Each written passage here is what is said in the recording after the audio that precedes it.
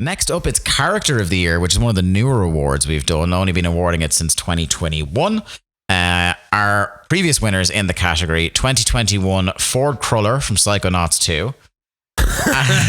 And in 2022, Melissa Marcel, Immortality. And I feel like this is a category that, even though this is only the third year, this is already like the list of previous winners has set a bar. Yes. In spite of what Jack might say about the first winner. Crullers are like donut type things. No one cares about Ford. It's a shit car company. Let's move on. And this is one that, like, I think is it leans on there are certain ones that, because this kind of, the podcast started with me and Mark, I always, when I'm planning this out, I look at categories, the 11 categories we have, as are they Dave categories or Mark categories? And like Character and Story of the Year have always been, like, as long as we've had them, Dave categories in my head. So I always love having the scraps over this one. How dare you? I am involved now. Story Guy Robinson, you've really turned around. So our nominees for 2023, we have, is it Caij or Caij? Caij, Vanda, Star Wars Jedi Survivor, CNMN, Hi-Fi Rush, Dad in Thirsty Suitors, Dave the Diver in Dave the Diver, James Savage, El Paso Elsewhere, Knuckles in The Murder of Sonic the Hedgehog, Daddy Kraven in Marvel's Spider-Man 2, Miles Morales in Marvel's Spider-Man 2, Saga Anderson in Alan Wake 2, and finally Turgle in Star Wars Jedi Survivor. So a couple of games that are going to be, I think, heavy hitters in multiple categories showing up for the first time. Absolutely. Yep. So let's have at it. And the wheel is going to determine which one of you three boys is going to go first. And my neutral observer, Barry, will make sure this is all above board. Or just call it a fix a second time in a row. You know, like in the lottery, they had the independent adjudicator. Oh, that was razor tight. Mr. Mark Robinson. Character Guy Robinson. Let's do this. Here it goes. You do know some of these were voice acted. So. Yeah. But I would like to eliminate all of them. I'm going to go for one that wasn't Dave the Diver. Get out of here. Yeah, it's not that good. I don't know. I don't think he's number one, but I think in terms of, like, he has this kind of Chaplin, Marcel Marceau quality of, like, he's a character that obviously doesn't speak because it's not a voice acted game. Yep. But is like, for that cute, shout out to you, Jeff Keighley, indie style. They found a way to make him incredibly expressive, and I think there's a lot of charm to his character. Yep. I think he's a chubby boy, and listen, that means a lot to me. I need representation. He's bringing back the chubby boys. He's bringing back the goatees. Yep. He's doing a lot with a little. You know what I mean? I think Character of the Year as well. It can involve so many different elements. Writing is a big one, but I think like character design is so important in video games. Yeah. Great design. Great design. Diver, and I think there's a thing where, like, I think Dave the Diver as a game holds up more if there was like an ensemble of the year, because I think, like, my dude who runs the sushi shop is fucking great. He's great. My dude who's on the boat with him is great. The weirdo mer people are great. There's so many odd, quirky characters, and like I love, and it'll come up in another category, but like I love the animations even of the little characters in the sushi shop at night, and I think I can't wait to talk about that game a little bit more. I feel like, and I'm glad, because I think maybe he got 3 nominations. You and me definitely. Yep. And I think maybe Garrett put him on. I also think I nominated Banco the sushi chef as well. Banco's great. Yeah, Banco didn't make it by 1 vote. That's why I think there was 3 votes for Dave. Yep. I think he deserved to be mentioned. Yep. I'm not gonna challenge. Like, I have maybe 2 or 3 here that I would have as my top 2 or 3. So it'd be disingenuous for me to push back. Yep. Even as probably the highest man on Dave the Diver around the table. Yeah. There are other categories where I want to speak longer about that game. This is kind of a stat category here. So. Yeah. But you want to talk in a very Ron Seal sense of a game that does what it says on the tin. The game is called Dave the Diver, and you play Dave, and he is the diver. A diver, and that's what you do straight away. In terms of delivering on the promise of a game, you're not doing better than Dave the Diver this year. Diving, just saying. I feel like Mark got lucky going first in this category. This is pretty stacked this year. Yeah. Jack. Okay. So I'm probably gonna go mainly because it's the one game on here I didn't really play or didn't really watch a whole bunch of. But does anybody want to plumb hard for James Savage in El Paso elsewhere? I like this is the surprise hit of the year. This game to me. You saying that is my biggest surprise of the year. I think it's okay. I started playing this game. And we talked about it a little bit on our last Link to the Cast we recorded before we came down here. And I really wish I got to it sooner. Because it's going for a very narrow window of time in games. And it is a fucking precision shot. It nails it. If anyone hasn't yet experienced, this is the Max Payne like kind of, but you're in a kind of supernatural kind of occulty setting. And I think one of the reasons it is so acclaimed this year is, I mean, the gameplay is cool and well done and it looks nice, sounds nice. I think the story is like the secret, like the ace in the hole of this game. Secret sauce. Secret sauce is probably what I'm going for. The kind of the thing that really punches it above the level you might expect, because it starts out and you've got your character James Savage and he's a very on the nose quasi Max Payne, right? He's like, oh, I gotta kill these fucking vampires. A cold day in hell, damn right. So you're doing all that. All you're missing is him saying like literally popping pills for health and stuff like that. You're just missing him saying dames and broads straight away. It's exactly like they've swapped that out for vampires. You know what I mean? They've done that. But sorry, hit us with another vampires there. Vampires. But as the game goes on, you're slowly. James Savage is like an onion, okay? There are layers there, all right? Like an ogre? Like an ogre. Shrek. You're slowly uncovering more and more. So the hook of the game is that, and it's a very kind of simple elevator pitch, back of the box type premise, is that the big bad of the game is his ex-girlfriend, who is she's basically like female Dracula, right? She's the vampire overlord who's trying to bring about apocalypse. And as you go through the game, you kind of... Early on, it's doing its Max Payne thing. It's doing its, hey, I'm a pill-popping detective. I have to kill a vampire. Deliberately cheesy, noir-y stuff. And then slowly but surely, you're finding these like recordings of their like early relationship stuff, where they've got this like gruff neo-noir detective guy. Great voice by the lead designer, as I was chatting to Mark about previously. Really phenomenal voice performance. But they've got him, like, you listen to like cutesy like pillow talk with her back from when she was just his girlfriend and not the monster trying to end the world. There is a level of nuance there you would be shocked at. If you play the first level and you go, okay, this is a fake Max Payne where I slow-mo dive around and I shoot vampires. The deeper you get, there's a shocking amount of depth to this character. I mean, in terms of to me, it's James Savage and one other person on this list are not the depth is the only thing, but these are the deepest characters on this list, I would say. And he is awesome, and all the things that you would wrap up in a character, writing, presentation, voice acting, an arc for the character. I think James Savage is amazing. I don't know if I would have him win necessarily in this category, because I think there's tough competition. But I think, like, because that game pretty much just, I'd never heard of it. It came out, and then a bunch of people were like, I've been playing this game for review, and it's amazing, and you got to play it. The thing that elevates it to that status to me is the character, because the gameplay is cool. I like El Paso elsewhere, but if it was just Max Payne, if it was just a bit, that was just it, the bit would wear out within half an hour. Yeah, like there's only because the game's kind of longer than you might expect. It's got 50 chapters in it. Yeah.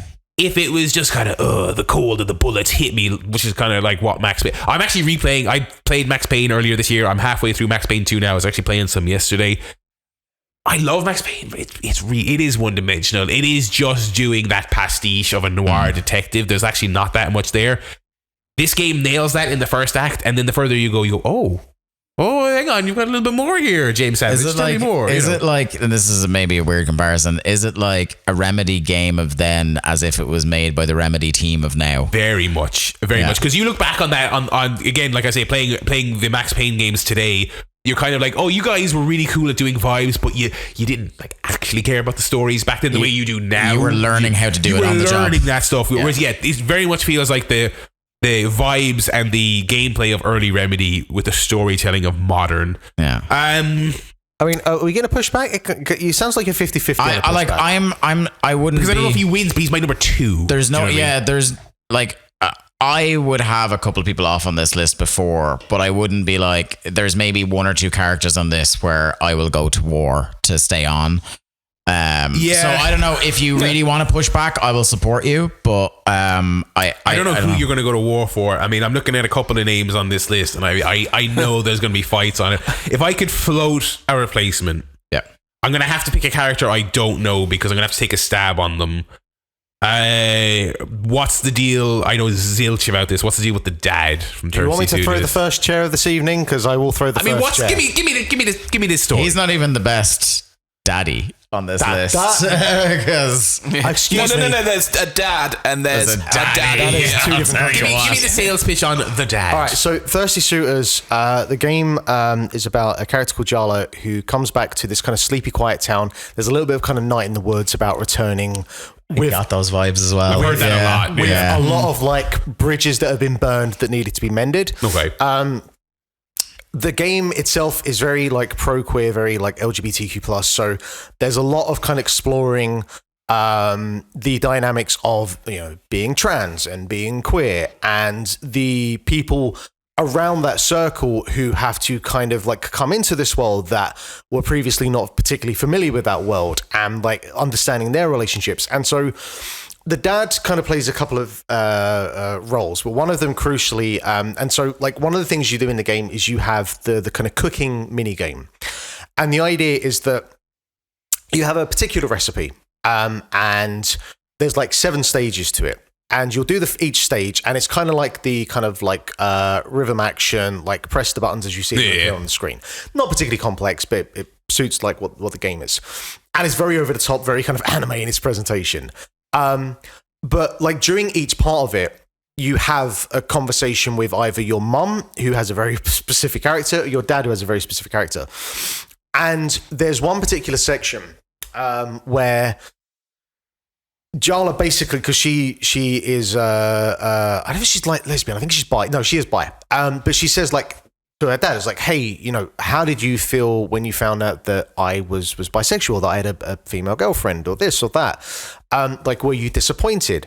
And he basically tells about the fact that her auntie or his sister, she came out as lesbian many, many years ago, and that he found it very, very hard to understand that and to accept that. And that basically there was like several years where there was no relationship there with his sister. And as he looks back at that now, and he basically says that, like, you know, I have very few regrets in my life, but that is something that I can never forgive myself for. And I, you know, when that kind of resolved itself, I promised myself that I would never allow that kind of thing to come between any of my family ever again. And it was basically like, gender doesn't matter. Like, as long as you're happy and you're in love with someone and they make you happy, gender is irrelevant for that. And it was such a, like, it was just like that one line that was such a kind of beautiful, poignant, like, there are so many fucking people in the world that could take, you know, like a lesson from that. So he has that kind of whole arc there, but then he's also like just a super like fucking like cool but dorky sort of dad as well, who, so when you do the cooking, after every step, depending on how well you did, you'll basically get like a kind of thumbs up or a thumbs down. And with the mum, she's like a real kind of still cold-hearted bitch that even if you do really well, she's like, you know, adequate at best, whatever. But with the dad, he's always like super, super supportive. And he has like really kind of dumb, wacky ways of like giving a thumbs up, where one time he basically does like a whole cartwheel around the kitchen desk, or another time he does like the Terminator 2 thumbs up pose at the end and kind of falls like below the counter. And he's just a super like if I one day become a dad, I'd be pretty happy if I could modeling yourself after the dad. And look, Thirsty Suitors has a lot of great characters in it. Like I don't want to give. I know we talk about doing spoilers, but I don't want to give spoilers for any of you three, just because I know you've been playing it. I don't know how far you're into it. But there are so many fucking like just dumb but spectacular characters. Like, it does a whole Scott Pilgrim like League of Evil Exes. And each of those have their own like specific arc about like why they're pissed off with Jala, and it's all based in like very kind of real world sentimentalities of like jilted lovers and, hey, you fucked me over in school and I had like years of struggle. And I just think that the dad is just a real kind of snapshot of like that older generation who they're still trying to figure out like what's going on with like the young kids today, and like this kind of more sort of fluid nature we have with genders, and the fact that more people are being happy to express themselves about whether they are lesbian, gay, or anywhere in between. And you have that broad spectrum of older people where you have the ones that are just like, nope, I don't care about this, fuck you, that just get out of my house, I don't want to talk to you again, to the completely like loving, accepting, and just, you know, hey, we're here to support you, to that kind of spot in between where I imagine most people are, where they're like, I don't really understand this, but, you know, I'm on this journey with you, and we'll kind of, I'll you know, where I'm going to fuck up along the way, but as long as you know that I mean well. My heart's in the right place. Yeah. Like, yeah. And I think he kind of hits that sweet spot really, really well. And I think he's an incredibly like layered. Okay, it seems like the dad character. stays. And you want to cut that. And I want to cut that. monster. I hate tolerance. Famously. Okay, it seems like, okay. Realistically. I mean, isn't it Jack's like still trying to hit? Yeah. So he wants to cut So James. Barry is trying to. So I was trying to save James with the dad, but I'm conceding that I can't get the dad right now. You can get the dad anytime you want, Barry. Well, also let's see if Jack has like maybe another pick. Okay, or if okay. Where's Jack at? I mean, this is just I looking at this category, and I get I don't care about it, but I know who's going to push back very hard on it. But Knuckles. No, Knuckles can go. I think Knuckles is a great bit and should have been put on the list. I think it was the two of us voting I for still it. didn't get to this. Is this good? Is this worth my time? It's good. It's short. Knuckles is part of this murder mystery thing. Who is like, he doesn't want to be a part of it, but he's also kind of secretly into it. It's so good, and it's like it was put out. The whole game is put out as a bit. Yeah. But it's actually pretty good. Seems pretty decent. Okay, like, and actually, like, again, we mentioned it in the last category. In 2023, I didn't think that the best Sonic game would be a visual novel. Do you know what I mean? Like, what the fuck? Is like next year, maybe they should try a Sonic walking simulator, see where that goes. If we get a Sonic erotic novel. All right? Oh, yeah, God, Mills and Boone. Yeah. Listen, Fabio is Knuckles. Guys, that exists. Don't worry.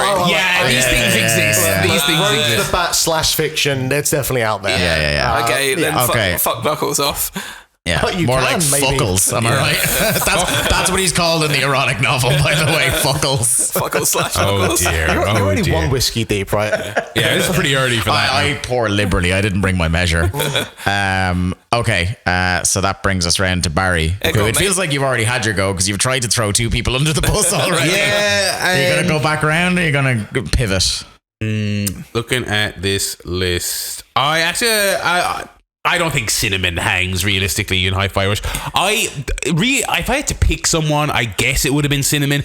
Hi-Fi Rush is another one of those games that really it's more ensemble more than a particular character. CNMN's cool. Yeah. They're all cool. The characters are really cool. What's the name of the character who's like being the detective noir? There's a particular bot who's like... I don't know his name, but yeah, he's like an NPC. He's fucking hilarious. He's great. The writing in that game is like... That game was a surprise in general, but among its many surprises, it was really charming and really like genuinely a couple of laughs, a couple of heartwarming moments. Not the greatest story you've ever told, but like...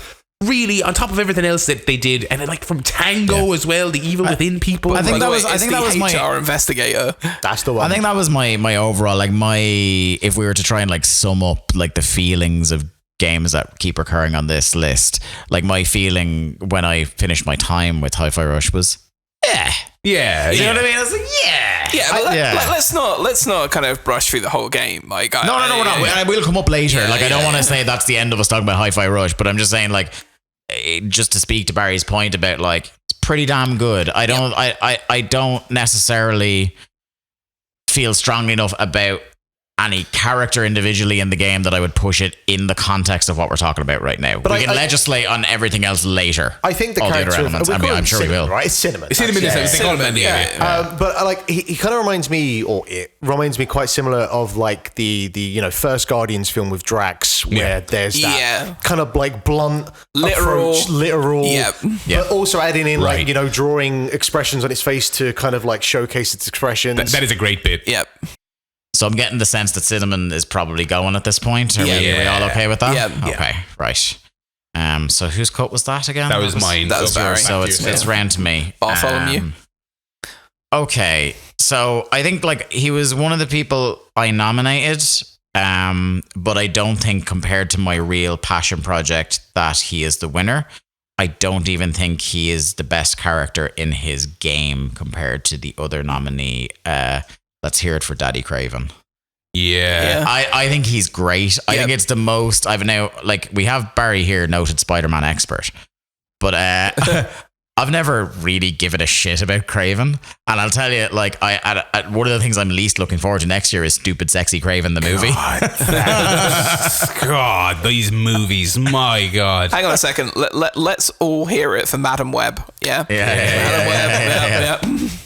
Oh no! A real race to the bottom, those two next year. Let me tell you. Yeah. But no, I think it's the most I've ever been interested in that character. Yeah. I like just the conceit of him, like, coming to the city and he's just trying to hunt everyone. Like, you know, not only like the Spider-Man, but also like all the villains. Yeah. To the point where you're baby facing half the villains in Spider-Man, which is like one of my favorite twists on the previous two. Yeah. Like there have been a couple of sympathetic villains, and I think they've done things like, and we'll talk about it a bit more in later categories, but I think the slow burn they've done with Norman Osborn is one of the things we don't talk about enough in those games. Like, because you've been expecting in all three games, it's like, right, it's happening now. Well, it's happening now. You know, so they've done really well with different stuff like that, and I think Kraven is really good. I think it's a really well performed character. I think Beefcake Daddy Kraven is an excellent character model. Big physical presence, you know, big, like he's a big fucking unit, like he was drawn by Rob Liefeld or some shit. Like like impossible proportions. He's on the gas, we all know. He's proper. Like that guy is WCW champion in 1998. Like, do you know what I mean? Like, Piers.com. 100%. Yep. One of the reasons I think you could kind of cut him, though, is, and I think this is also true of Venom, like actual Venom at the end of the game, a little bit shortchanged. I think they could have done a bit more with him. There is a sense where it's just like there's a moment, it's almost like they're just swinging away on other missions. It's like, oh, Kraven's dead. Yeah. It's just like, what? Like, you see him, but like, you're just like, because it's comic books, you kind of assume it's like, all right, there's a comeback. And Kraven comeback in the third act. It's like, no, he's fucking dead. That moment is class with the Venom, Venom. But one thing, but like, there's the cool scene where he kills Scorpion, and then all the other stuff is off screen. All the other villains he kills is off screen. And also, the stuff with his family members all being like audio logs you find in the bases. I'm like, feel like some of that could have been a bit more fleshed out, a bit more cutscene-y. Like he's fucking great, and I would agree, one of the best versions of that character. Really great, but I feel like it was missing a smidge. He's the center point of a couple of cool moments, like you coming to the Hunter's Lodge, and like slowly becoming surrounded by all his guys and becoming very conscious of that. And there is a couple of moments where they fake you out that a fight is going to break out. And then they just like part like the Red Sea for you to go into the next room. And his fucking tiger is cool as well. Fucking tiger is cool. Yeah. Him fucking whomping on Kirk Connors. Like it's awesome. But I don't think it's number one. I love the concept of like breaking out the supervillains just so I can hunt them. I think, would you say maybe instead of being like a slam dunk best character possibility, would you say that like he's a very good character who is a key part of great moments? Yes. As opposed to like, this is the best character in video games this year. I enjoyed what they did a great deal, because like you say, I was not that fussed with Kraven before that, but I feel like there's probably a fascinating director's cut of this game. I didn't agree with the criticism that it was too short. I thought this game was a perfect length, but there's with Kraven actually, I think specifically, and also there was an interview with Tony Todd where he's like, oh, they only use like 10% of my Venom lines. I'm like, these villains, I feel like they're great. They did a really good adaptation of those stories. I would have loved a smidge more. I would have loved a smidge more Kraven, a smidge more of Venom, but what they did was really fucking good. I would, on the, not that I would push back on the Venom thing, is like in some ways I would like a bit more Venom. In some ways I would like a little bit less of the way they did certain things with Venom. Yeah. You know, and we'll talk about that later. I don't want to get into that on character now because it's completely unrelated. What I would have loved with Kraven is a scene where either Peter or Miles just has a fucking has it out with him basically for like 5 minutes or whatever, and he like properly gets into like why he's doing what he's doing, what's his motivation behind the hunt, because there's, like you say, it's a lot of stuff hidden in audio logs, there's a lot of stuff hidden away in the bases that you have to get into yourself to try and figure out what the significance of him, his family, the hunt, all of the things around that. And I want a lot of that more on Front Street, and I think it was one of the things that, you know, frustrated me as an argument last year about Elden Ring for best story, is like, okay, yeah, it's cool that they build a whole thing around it, and it's good for me who goes and delves into it, but you should be able to come out of it as a person that just wants to stick to Critical Path and still get a good sense of Kraven. I don't know if you did get the best sense of it, but yeah. Do you know what I could have done with a bit more of Kraven in is like in the first act, if like the game is crazy about the character hopping idea and switching perspectives when you don't expect it, if you had like a couple of Act 1 sequences where you're playing as the person he's hunting down and trying to get away from him, and he's thwarting you at every, so it becomes this weird kind of almost like it goes from the Spider-Man game to like almost this survival horror of like the unstoppable Mr. X is coming, you know what I mean? Like I think that would have been a really cool, even if you just do more cutscenes like that, like short ones. Like, I'm not saying this thing's turned into Guns of the Patriots or anything like that, but like, you know, what a game. Okay, right, Mark, you're next. I'm gonna do my Heath Ledger, take the snooker cube, snap it in half. Jack, pick a Star Wars character.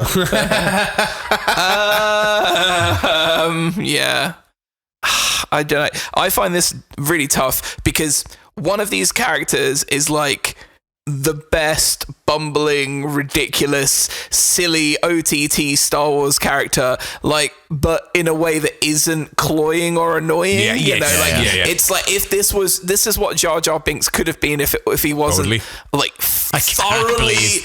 I can't believe we've invoked Jar Jar. Category 2 and Jar Jar's on the table. Thoroughly infuriating character. Rule 1 of Game of the Year: never invoke Jar Jar. That's why the sign's on the door out there. No Jar Jars. I'll be off now, right? Yes, but Turgle isn't that, because like Turgle's actually a little bit of a like he is a little bit of cheeky bastard. You know, he is doing things that do get him in trouble. Yes, like he kind of has a sort of like naughty teenager vibes, but he's like some weird Star Wars monster. And he's one of the first like people you meet in the game at the town, and it is super. And you help him out in a situation, and it's super hard not to love this silly, stupid character. Like he's really fun. He's a very stupid looking, like real George Lucas ass Star Wars stupid frog thing. Like one of those from the first trilogy where you only find out like maybe 5 years later in an ancillary book that it had a name. You know, what's my dude? Salacious Crumb? A Salacious Crumb type. When you get to your first, it's a like a Mos Eisley type bar full of scum and villainy. And it ends up being one of your hubs. They playing a real cool song. There's tons of music in there. Oh yeah, there's a whole jukebox. There's like you can customize the jukebox in there. It's class. It rules. But when you first arrive there, he's the little local nerd getting bullied by the villains that you eventually kill to set up the bar customizing minigame that's in there, because that's what that game has. And what's funny is, so he's in the midst of all these bandits getting bullied, and you save him.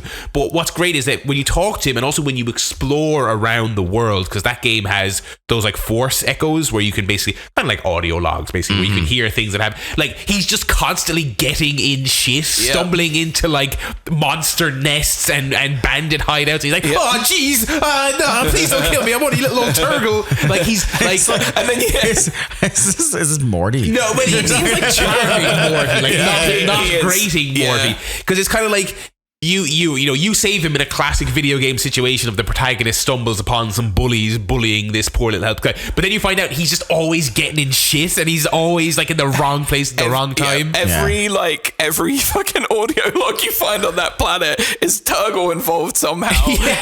Just like, what is this guy doing around the planet? And then you can go back and you can ask him about the things that he found. I love him. But I just think Caij Vanda is way cooler. Yeah, and it's also a much cooler name if that counts for anything.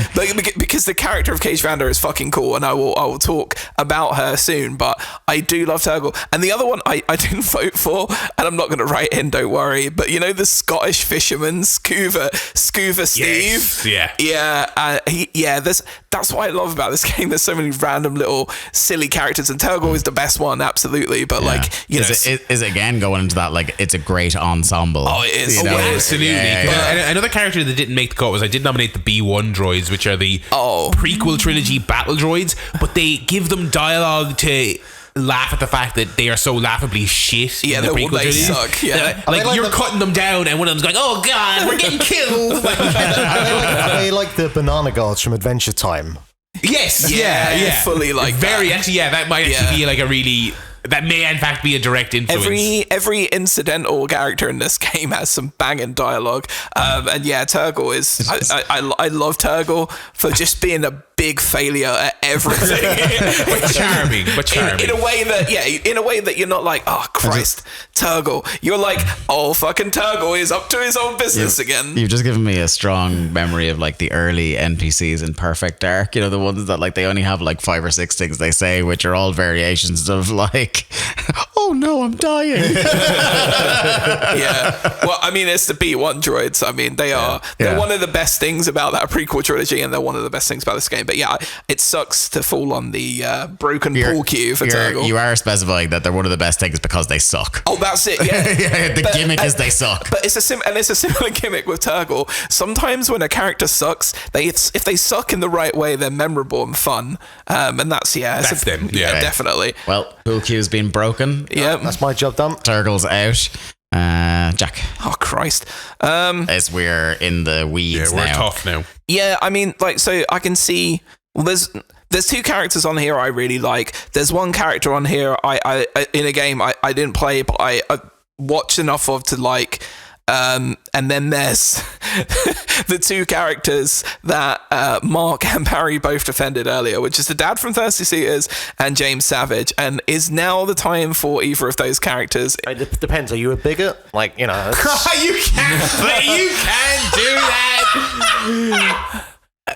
James Savage is POC, by the way, so just so we're clear, you know. Sucks so much. You are such a son of a bitch. Right, just for that, I'm kind of the dad from Thirsty Get him Suitors. out of there. He's over. You know what? I'll co-sign it. Do you know what? It was worth it for the punchline. I'll co-sign. You know what? Rainbow t-shirt and everything. I'll still co-sign it. I can't believe you just did second straight year Mark has tried to get support and worked himself into a shoot on his character eliminated. That is the most worked into a shoot I think we've ever been. Look, I'll tell you, there's been questions like some listeners and some of our friends who are like friends of the show have asked us like, and they're just like, are there any depths you guys won't sink to try and win on a category? There's your answer, kids. No. And the main reason is, other than my obvious bigotry, Mark. And can I just say as well, I respect the hell out of it. It's very funny. This has also freed me up that now I feel a lot more comfortable being underhanded going forward. Because I will say, Jack, you should play Thirsty Suitors. It's a you game. I know. I started it. It was fun. I was enjoying it. Look, I don't see the dad winning this category, and that's why I stopped playing it because I making me out. I can't believe that just happened. Good Lord, I'm choking on my own rage here. Well, we're clipping that for the Game of the Year trailer. Before the shows come out. Yeah. No, I think we leave that buried in here for somebody to find. Fucking hell. Oh, that was great. Yep. Barry. Oh God. Okay. This should be easy. So we're down to Caij, James Savage, Miles Morales, Saga Anderson.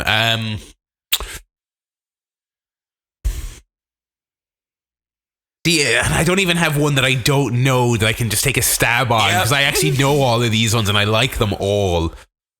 Okay.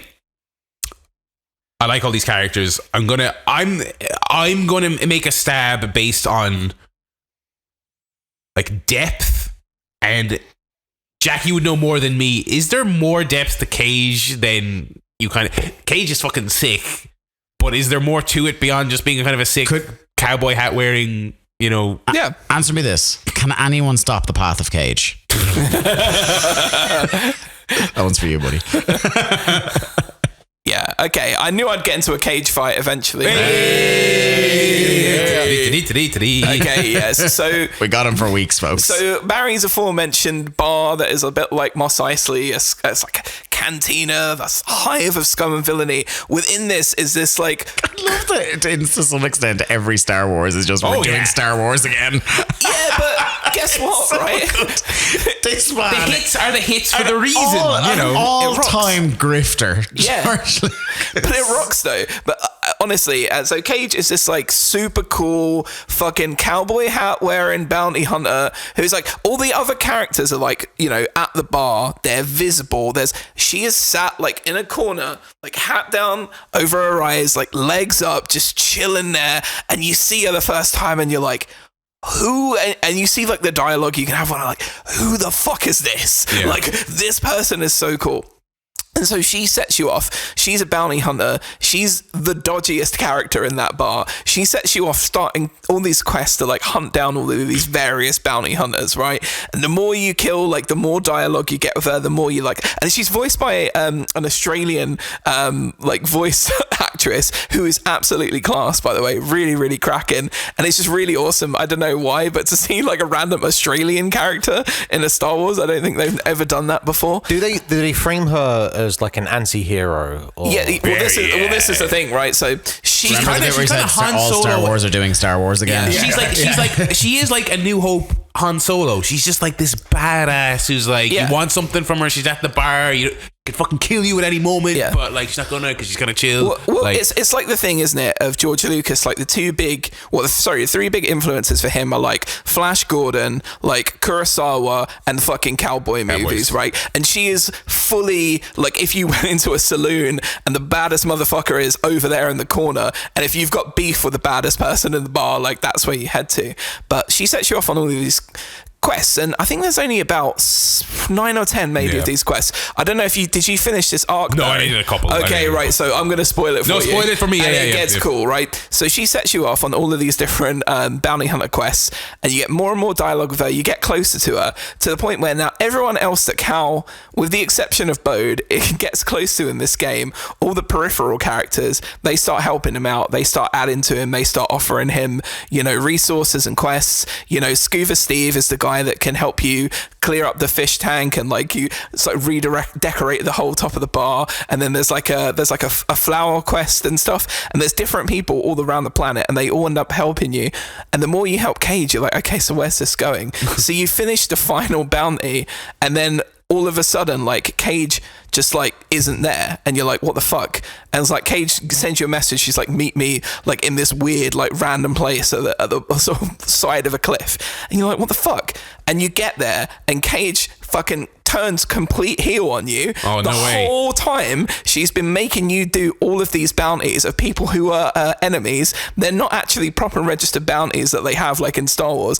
There is a massive bounty on her, and you have taken out all of the people that were trying to hunt her down in the game. Okay, right? And then she turns on you, and you're having a fight, and you sort of almost get to the point where there's going to be a conclusion, and then down lands Mr. Boba Fett.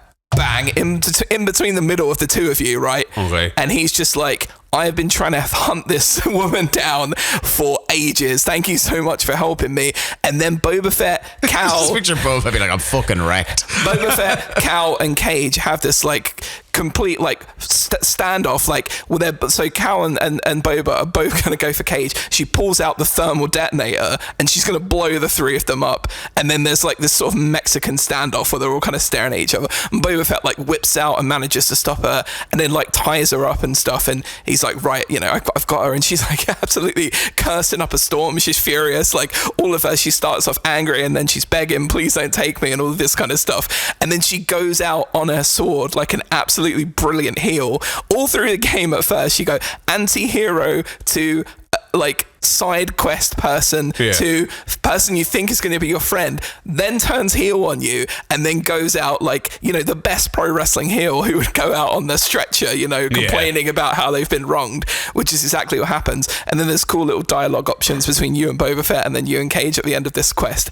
and it's just nailed. Like, it's one of those things that if you're not a person that plays side quests in games and you missed this whole thing, you missed out so much on it. And just really fun character, really well written, great sense of humor, really well developed. Like, the model is perfect and everything. And it's just one of my favorite characters of the year.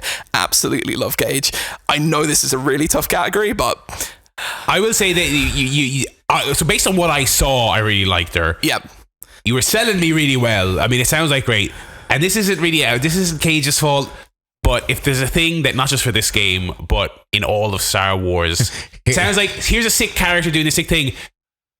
Character you remember shows up. Look at character you remember. Have you seen character you remember? Yeah. Here comes character you remember. What's funny is it's almost always Boba Fett. And it's always Boba Fett, one of the most overrated characters of all fucking time. Well, He's just a sick suit, lads. He doesn't do anything. His backpack's got jets. Fuck his backpack, man. It was a cool action figure. We all had it. All right. He bounty hunts for Jabba Hutt to finance his vet. We all know this, Barry. If what's his face Monahan from Star Wars Jedi games and also Gotham, if he just killed her, I feel like that would be a way more satisfying thing. I'm just so over, here's Darth Vader. I'm over, here's Darth Vader, here's the Joker, and here's Boba Fett. I'm just over those concepts. It was weird when Joker showed up on Tatooine. But I was like, but also he's a clown, but also scary, so I'm intrigued. Yeah. When Boba Fett punched the Batman, that was a real good. One thing I will say then, just to kind of bring another character we haven't discussed yet, like. Is there dad in Thirsty Suitors? When Boba Fett punched him if I may address your bigotry, you are a bigot. Get out of here, Boba Fett. Is there anything to be said for the fact that, like, we've already gone through, and obviously there's more to Miles that's explored in this game, but we had a whole bunch of, like, Miles that we explored, and hey, he had a whole game based around him, and some of the stuff that was in there is in here as well, but we already did it in the first one. Yeah. So is there something to say that, like, Caij is a more interesting character because it's an original character? Yeah. And that Miles could have it swung. I did feel very weird about the Star Wars characters being on here because they're like, I know it's not new character, but at the same time, I'm like, this is like a 10-year-old character showing up in his third game, you know? What I will say about, like, so there's two games. There's two Second game. He's in the first Spider-Man. Yeah, but you can't play as him. He's in it, though. You do like a stealth. No, he's not. Plays him in the first game. You do like a stealth sneaking This is no mission. argument at all. Also, the category in Barry's defense, it's not best playable character. It's the character. You can't play as Knuckles per se. Nor his alter ego Fuckles. Yeah. Well, then I'm going to put forward Boba Fett for like the minute that he's in there. Get him out of here. Get him out of here. So look, what I'll say is there's two games I've played here, and of the two, the one I'm more comfortable cutting is Miles. And I think he's great, and I think he deserves his moment of, like, I think it's a very well acted character, and one of my problems, I guess, with Spider-Man in a way is how good Miles Morales is performed and motion capped versus the Jim Henson creation that is the motion cap the new of Peter Parker that they were like, well, the reason we did this is because he's easier for rigging on, like, next gen things. Like, but why does it look so bad? It's like teleported straight in from your PlayStation 3. Miles is like one of many aspects of Spider-Man 2 that you look at and go, this is like bleeding edge tech, is the Miles fate. Like, the animation is unbelievable. And then Peter's just like a fucking he's giving you a mission in Liberty City 20 years ago. Go whack these fucking guys. As Garrett pointed out a couple of weeks ago, his suits are so much cooler. I'm so the one. I mean, it's a bit of product placement, but the one where it's like dreads are sticking out and he has the Adidas shoes on. Yeah, that's cool. Yeah. Like, so the things I love, because it sounds like Miles is gonna get cut. Okay, all right, I'll put my hands up. Fair enough. But the thing that I love with Miles in this game are the story beats with him and his mom. I love his relationship with Haley and Callie. They kind of carry that forward. So good. You know, like helping her with the paintings and stuff, and that mission is really fucking cool.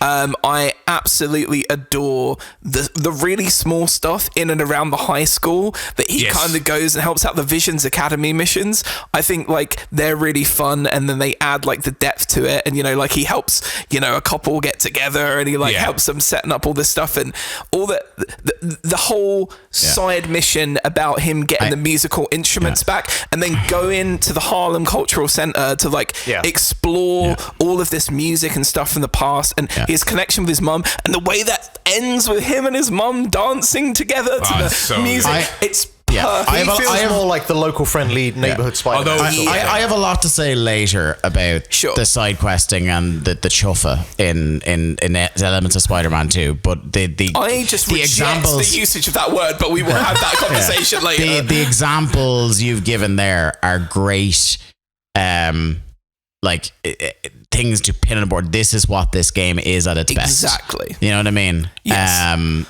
Well, the thing about that said, all right, like no, save it. Okay. If we're cutting Miles, I think all the Miles stuff in this game is better than the Peter stuff. Yes. It's more fun. Oh, for sure. Characterized, I think, is written better. Yep. I think It looks better. but and it is weird because like even like the animation, the acting, the writing, it's like it was like two entirely different teams that weren't speaking to each other. And the news that like they think of him as the main protagonist in the team, I'm like, yes, absolutely, that makes the most sense. And he knows sign language, and that's cool. Yeah, I think, and his whole setup, you know, with like his guy in the chair and stuff, and and Haley, all of his side characters are really cool. The Haley stuff is so well done. Him being the sort of like moral compass of Peter when Peter's really struggling with Venom. God, they nail that stuff. So they good. Nail it. It's so good. I get it because, like you say, all right, it's his third appearance. It's his second time to be properly played. No. I'm not saying I wouldn't disqualify him for that, but I do think it's worth. I felt odd looking at him on the list. Is it his second time nominated as well?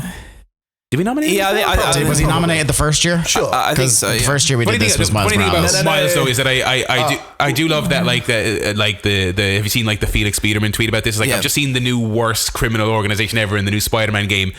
50 guys stealing 6 instruments and using a truck to get each one. You must all be getting 40 bucks for this. It's like there is the nature of like comic books where like the more you think of it, it's just the logic just it's like this is not a productive operation. Completely falls apart. But I think also final point to make.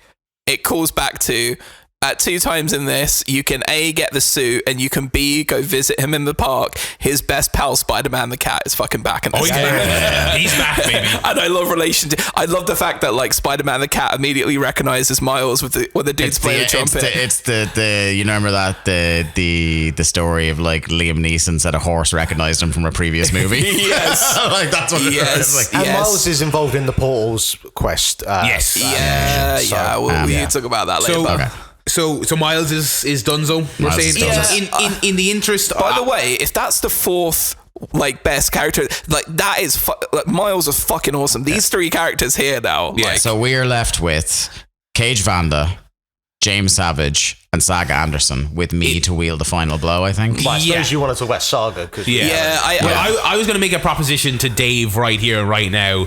I'm glad I got him this far, but. I prefer Saga over James anyway, so I'm kind of like in the interest of productivity. I helped you a little, get him up to the mountain. But now it's time to say goodbye. It's time to say goodbye. Like the most surprising character of the year. And now while we're with us, I think it's Saga Anderson time. Yeah, I mean, I meant because I was really looking forward to asking you. I was like. I haven't even finished the first season. I'm not a Twin Peaks guy, but you as a Twin Peaks guy, I mean, this game they should have just mailed this directly to your house. This is like, do you want to play a game that's like Twin Peaks but also Silent Hill a bit, and a bit Control also as well? And it's kind of like, okay, there's not a game that could possibly be more made in a factory. And for it's like, me. let me pitch you on this character. It's like, okay, she's FBI, she's solving this murder in like Anywheresville, USA, Middle America, and there's a bit of an occult element going on, but also she's like weirdly optimistic and charming, and she really loves coffee. She won't stop talking about how coffee is delicious. Sure is good coffee here in small town USA. Anyway, what's up with these cult murders? The ways in which, and I love this about Remedy, is that they are able to, like, from minute 1, you know in a game what their inspiration is, and you think it's going to be the surface level Dale Cooper, because it is, like you said, like when she comes to the town, it's very evocative. And they're not acting like it's not a huge influence on the game, but that's point 1. That's your point of entry, and that's almost like it's not like if you aren't a huge Twin Peaks fan, like you just said, it's not like you're going to go into this and just not get it and not get her. But it's a nice reference point for like the people who aren't that stuff of going, you see what we're doing here? Buckle up. You know, and what proceeds to unravel is, I think, not even particularly close personally on my list as the best written character in video games. The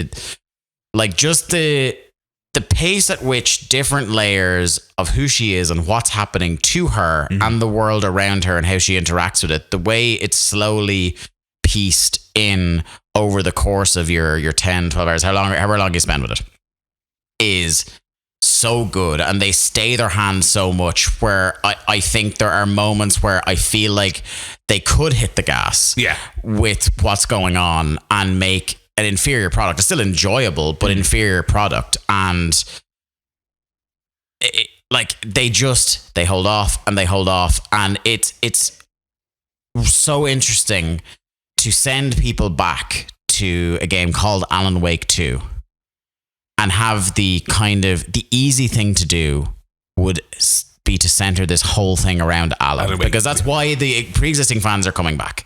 You know, they righted her. Like, they really kind of did. They actually kind of did. Not fully, because like it is like you basically spend the first maybe 2 hours just with her, and then the rest of the game is chapter back and forth, but at your own discretion. So like if you want to stay with Saga for ages, you can until a certain point where like obviously the stories have to converge at a certain point. So it will, when you've progressed to a certain point with Saga, or if you've decided to mainline with Alan, it will push you back to do the other stuff so that everything can come together at the end. But the way like there's a moment really early on and they could subtlety hammer it to bits and they don't, where she's in the diner. That's definitely not the diner from Twin Peaks. No. And she has this super weird interaction with the waitress. With Rose, But it's only like a minute where Rose knows her. And she's just like, I've never been here before. Like, you must be mistaking me with somebody else. And it's like, no, but you're the person who like, blah, blah, and like knows her name. And then it just moves on. You're like, oh, and you as the player, like, that's fucking weird. That's weird. And then like a couple hours later, demo. They didn't do a demo for this game, but I feel like if you did a demo for that section where you're Saga going around the town and you're investigating, you're talking to this character, I'm talking about the murders, I'm talking about this guy, and then you go in and the waitress is like, oh, how are you doing? Because thing happened, and she's like, what the fuck are you talking about? And she the waitress is like, and it's okay, Saga. And like, it's a thing. Well, I suppose we can talk about it. We can just talk about it. It's like you're the woman whose daughter died. So it's like, no, like, because the whole thing, like the prologue is like she comes into the town, she's leaving voice messages, kind of, again, like it's in that bit where they're saying they're doing the Twin Peaks references like heavy up front, and they're doing them much like Dale with Diane, with the voice message he's always leaving her. So there's like a narrative tool throughout the game where she's kind of leaving voice messages for them, but it's implied very heavily that like there is a back and forth going on, you know, and she does talk to the husband, doesn't she, at the start? She talks to somebody but then like the deeper the game goes, the more she's just leaving messages and there's no contact coming back, and she has several more weird encounters that are kind of longer and deeper, and there's less of this is a genuine mix up here. Like at first you're thinking maybe there's just somebody that's very like, it's such a big coincidence, and then like every time you meet somebody who seems to know her or know about her, they say a bit more. It starts off with this completely left field, the waitress thinks your daughter died. Then multiple people reference that same thing. Then they start talking about, well, you live just over there in the trailer park. You say, I don't know what the fuck. For anyone who doesn't know, the crux of the story of both Alan Wake games is that basically there's a supernatural entity that when you create art, the entity draws power from that and makes the art real. So Alan Wake is a horror writer. He gets sucked into this evil place and he's trying to write his way out. His manuscript can change the narrative of reality. And so to save himself, he writes the story about this hero, Saga, who's a real person. But because in the first game he tried to do it with himself as the protagonist, and like, again, spoiler, like the last era of Alan Wake, like it ends up with him in the dark place, the thing he was trying to avoid to save his wife from all along. She ends up outside in the real world, but he ends up basically sacrificing himself in like the upside down, basically, in Stranger Things terms. And one thing, the Black Lodge, if you want to go Twin Peaks, I mean, like they establish in the first game and they carry over to this one that because this entity draws its power from art, has to be consistent. He can't just write and then Alan Wake escapes and he lives happily ever after. It has to work as a story. So in order to give Saga a tragic backstory, he's writing the story that her daughter died in some tragic accident. So she comes to town to try and solve this ongoing mystery of Alan Wake being missing and this person being missing, and then everyone's not realizing she has entered the narrative. She is now a character in that story, and she's like, no, my daughter is not dead, weird waitress. Anyway, goodbye. And then she slowly she goes to this trailer in this town that she that everyone says, oh, you live in the trailer. And she's like, no, I don't. She goes there and then she sees Photos like her daughter's bedroom. So photos of her daughter, who to her is not dead, Yes, but to everyone else is dead. And then photos of her mother as well, who to her is dead, but doesn't necessarily seem to be in this version. So it's like she's getting so anxious and so like overwhelmed by all this and is making increasingly panicked phone calls home, and they're not picking up, and she's not getting, like, she's starting to, like, everything is becoming destabilized for her, and like the motion capture and the voice acting performance of the actress who plays Saga is fucking phenomenal. So good. And there are these points where, so like, as Alan is trying to do these things, when you're playing his chapters, he's trying to pull himself out of the dark place, and as he gets closer and closer to being able to do that, they're able to see each other. And there are these like confrontations that kind of almost like, at first it's almost like static on a radio, and she can barely make out like but a couple of words of what Alan's saying. And as things are happening to her and she's starting to piece together, it's because of what Alan's writing, trying to position her as the protagonist, and the protagonist must suffer, you know, and things like that. The hero of the story must experience this great loss. But she is a mother of a child, and she is confronting him as like, you fucking killed my daughter, you piece of shit. Like, I was like, I understand there's a big thing going on here. Why did it have to be my child? And it was a drowning and everything, you know what I mean? It's like a horrible fucking death. And it's dealing with all that dark stuff, but her character, and it is so Kyle MacLachlan into me, her character is inherently this happy-go-lucky kind of, I'm investigating cult murders for the FBI, but glad I'm with you, partner. And you know, that's what helps cut it, is that like her partner is definitely not Max Payne. Yeah, it's legally distinct Max Payne. Because it is Sam Lake, the creator director, voiced by James McCaffrey, going the cold of the dead body. It was a great year for Max Payne, because this is the thing, is like they're doing this Remedy connected universe, but the one game they can't have in that is Alan Wake. Honestly, Jack, the Raiden comparison is great, because they did Raiden. Imagine a timeline where they did Raiden people, but people went, but Raiden's like actually class. Yeah, Raiden was class. But also, this game, if we haven't made it obvious, it is meta upon meta upon meta, because in the Alan Wake chapters, you so in the Saga chapters, Alex Casey is a normal guy who's like annoyed that there's a book in the universe. Alan Wake basically, it was like, you have the same name as the detective in the Alan Wake books, and he's like, I fucking know, shut up. Like, in Alan Wake's twisted Dark World universe, just Max. He's actually Max Payne. And so they're just not. They're going so close to saying all this meta shit where Alan Wake, and even they have characters acknowledge if like he's playing through an Alex Casey story, but he's taking his place, and so he's like, "Are you the protagonist now?" It is a bit Kojima. The game is a bit, but like, and you put her in a position as well, like coming into the final act, where it's like something she ultimately has to do, and she realizes she has to do it to save everything, is to save the guy who just elected to kill her daughter. And that heartbreaking thing of just like, and the fucking like, just like wanting to like, just no, fuck you, and walk away, but knowing that the only way to get her back, the stinger of all stingers and the cliffhanger of all cliffhangers is the Saga and Alan are working together. They ultimately, so they have these conversations about how the story has to work. You can't just write it that everything's happy. And so they're talking about the hero has to have a sacrifice and so on. And so I won't do it justice. Basically, the conclusion of the story is that the dark entity goes into Alan, and then Saga uses a special weapon to kill Alan, right? And this is also the game where they bring in the Federal Bureau of Control from the Control game. You know, there are multiple moments in the first 3 hours where I'm the Leo DiCaprio pointing meme. Yes. Where like, because again, I'm such a Control guy. It's not Easter eggs. They're just like, we're the guys from Control. There's like, you're doing some weird shit. We're here to say what the fuck is going on. If you really look around the town at the start, there's kind of like in Control. Remember there was like, before they announced the Alan Wake DLC for Control, there was like a couple of audio logs or documents that reference the lake. You know, and there's like one little document or one little reference, you're like, are they talking about the Department of Control? And then like you said, right after that is like literally you get to the crime scene to investigate it, and there's like dudes in Bureau of Control jackets that are like claiming they're here on an unrelated issue. I feel like a lot of that is more kind of centered for like best story. So that sorry, but to get back to Saga, I was talking about the ending there, and I was like, in typical kind of Control fashion, like these people are trying to define these magical entities, which they can do up until a certain point where they can't. So a lot of the magic in both Control and Alan Wake 2, a lot of it's localized, so it centers around the lake in the middle of this Anywheresville, USA.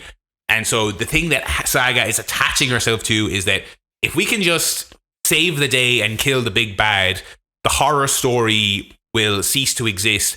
And her daughter, who lives multiple states away, will hopefully be freed from this reality where she's died. Either she'll be freed from the reality where she's dying, or Saga herself will be free. Will be freed from this story. Yeah. And so the big stinger of the ending is that the dark entity goes into Alan Wake. Alan Wake is killed at the end of the game, spoilers, with a magic weapon. And the big stinger at the end is Saga then starts to ring home, and it cuts to black before the phone is answered. So you don't know if it actually happened. So it's... The whole dramatic climax of the story hinges on her character specifically. It blew me away. It was one of those ones where the credit rolled. I was like, oh my! In the best possible way. I was like, oh my god, how can you leave us hanging there? But there's going to be DLC. There's going to be DLC. And Control 2 is the next project. Yes, yeah. So there you go, Mark. Yeah.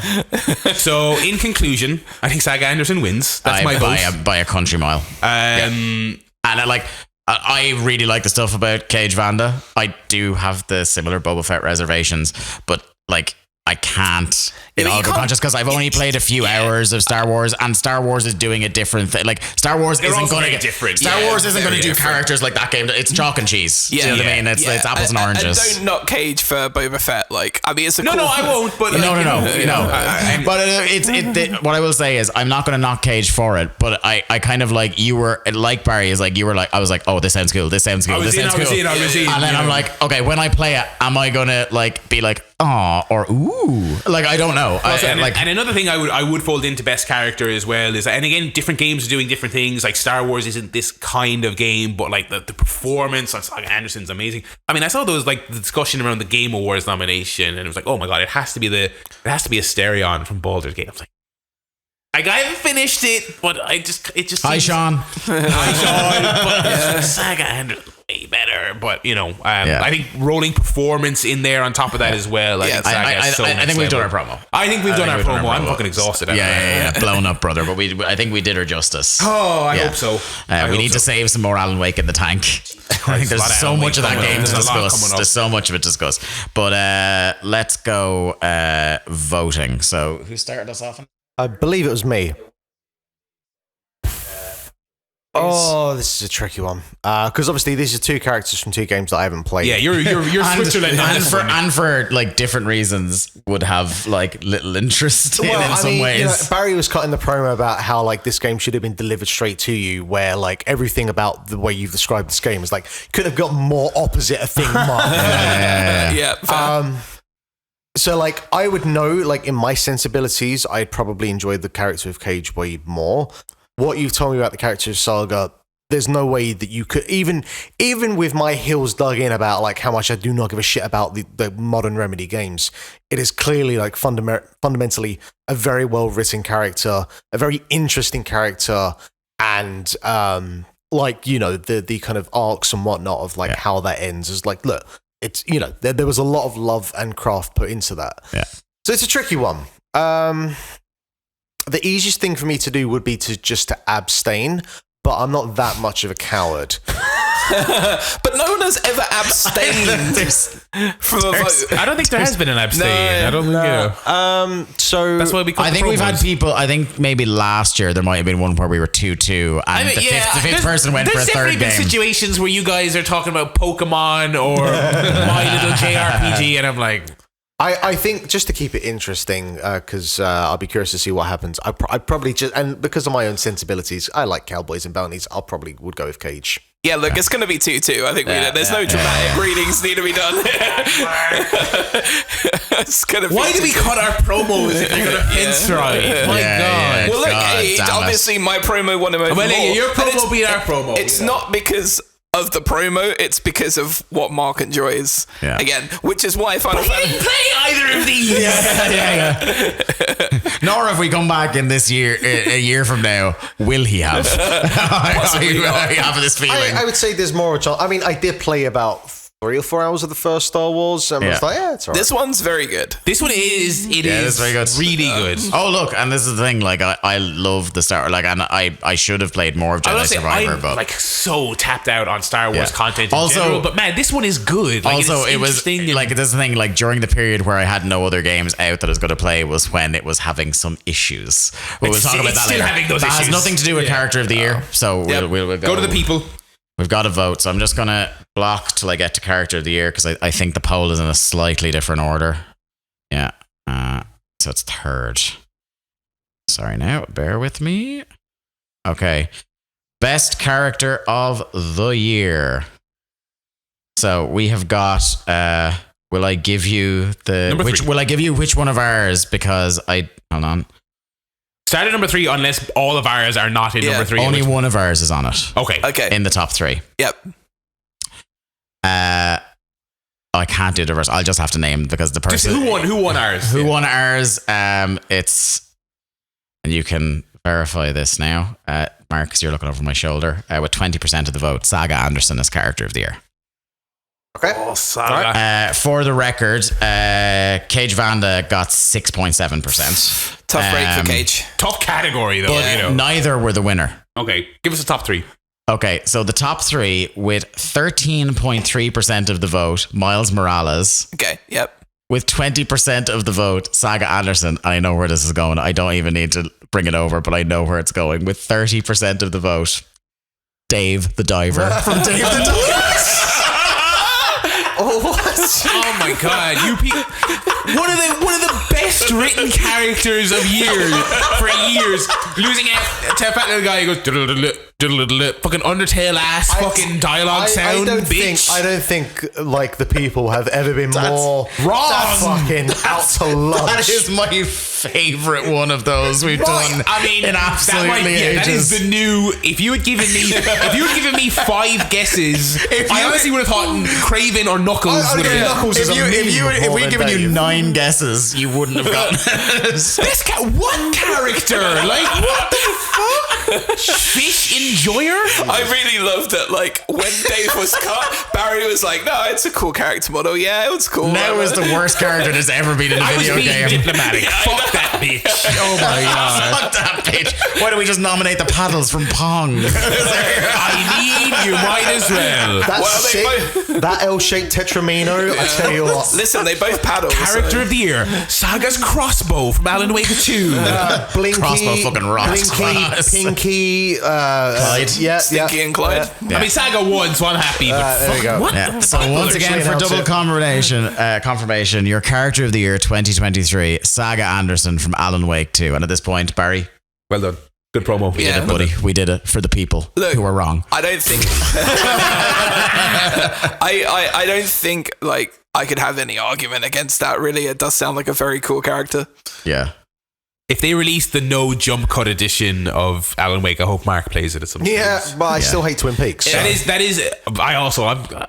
I've never even. Let's not get into Twin Peaks. But I will say, why would you try to make me upset at this festive season? Even if they removed all the jump scares, I was like, by a country mile, Alan Wake 2 is still the scariest game I played this year. It's fucking good. God damn, that game is scary. My God. We're moving on. Conscious of time. Let's move. Keep it in your pants, lads. All right. We have more categories to go. Speaking of in my pants.